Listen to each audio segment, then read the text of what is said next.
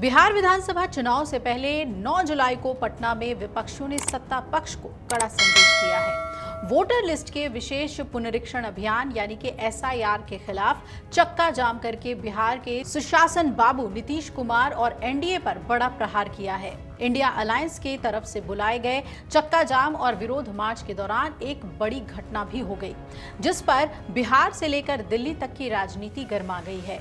इस विरोध मार्च में कांग्रेस नेता राहुल गांधी, राष्ट्रीय जनता दल के नेता तेजस्वी यादव और महागठबंधन के कई प्रमुख नेता एक खुले ट्रक पर सवार होकर प्रदर्शन में हिस्सा ले रहे थे। लेकिन पूर्णिया के सांसद पप्पू यादव और कांग्रेस नेता कन्हैया कुमार को इस ट्रक पर चढ़ने से रोक दिया गया।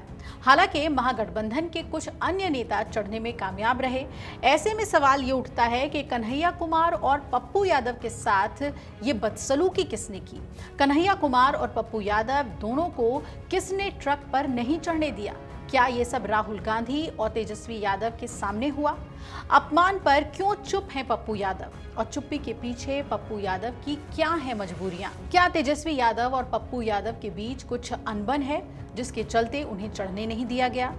इन सवालों के जवाब जानने से पहले ये जान लीजिए कि राहुल गांधी ने इस पर क्या कुछ कहा। दरअसल बिहार चुनाव से पहले लोकसभा में नेता प्रतिपक्ष राहुल गांधी और बिहार विधानसभा में नेता प्रतिपक्ष तेजस्वी यादव खुद पहली बार एक साथ सड़क पर उतरे।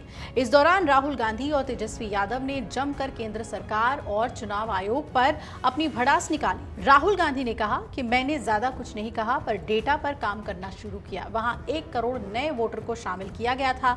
लोकसभा चुनाव से 10% ज्यादा वोटर विधानसभा चुनाव में नामित हुए। जहां वोटर बढ़े, सभी वोट बीजेपी को गए। अब जान लीजिए कि राहुल गांधी की रैली में अपमान का घूंट पीकर भी चुप क्यों हैं पप्पू यादव और उनकी वो 5 सबसे बड़ी मजबूरियां क्या है।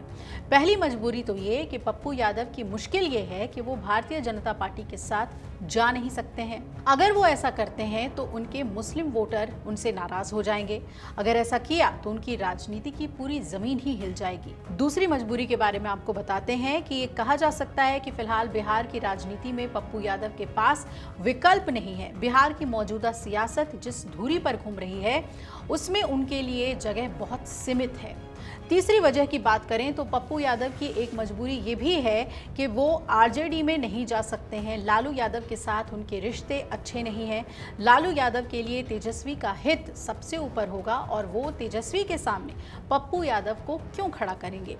अब चौथी मजबूरी भी जान लीजिए। जन अधिकार पार्टी के नेता पप्पू यादव की सियासी मजबूरियां इस कदर जकड़ गई हैं कि वो प्रशांत किशोर के पास भी नहीं जा सकते हैं। वजह यह है कि पूर्णिया से बीजेपी के पूर्व सांसद उदय सिंह उर्फ पप्पू सिंह को जन सुराज पार्टी का राष्ट्रीय अध्यक्ष बना दिया गया है।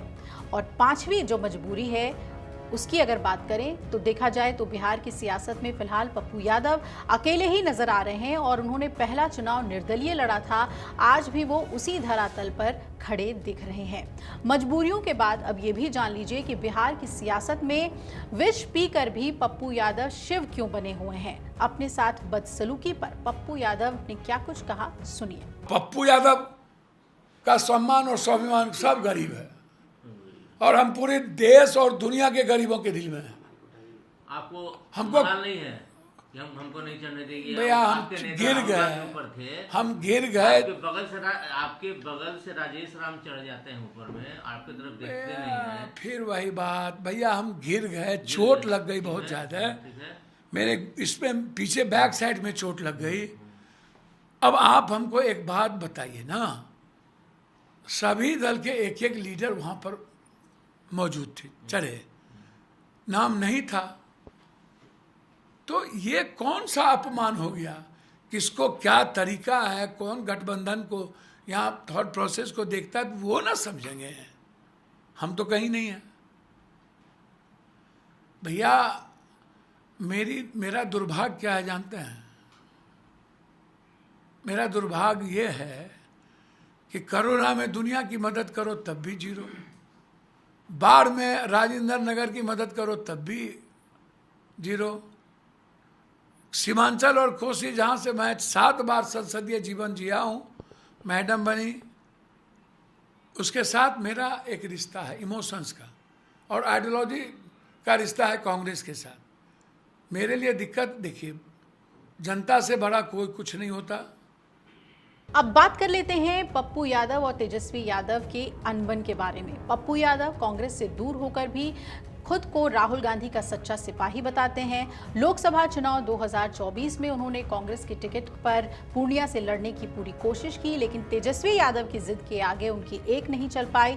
नतीजतन आरजेडी ने बीमा भारती को टिकट दे दिया और पप्पू यादव उनके खिलाफ निर्दलीय मैदान में उतरे भी और जीत भी दर्ज की। पप्पू यादव कभी आरजेडी सुप्रीमो लालू के करीबी थे, बाद में उनके परिवार से अनबन होती चली गई और वो अलग हो गए। पप्पू यादव के साथ कल जो कुछ हुआ उसके पीछे एक सियासी मजबूरी तो साफ नजर आ रही है। अगर आप ये वीडियो YouTube पर देख रहे हैं तो हमारे चैनल को सब्सक्राइब कर बेल आइकन दबाएं और Facebook पर देख रहे हैं तो हमारे पेज को लाइक करें।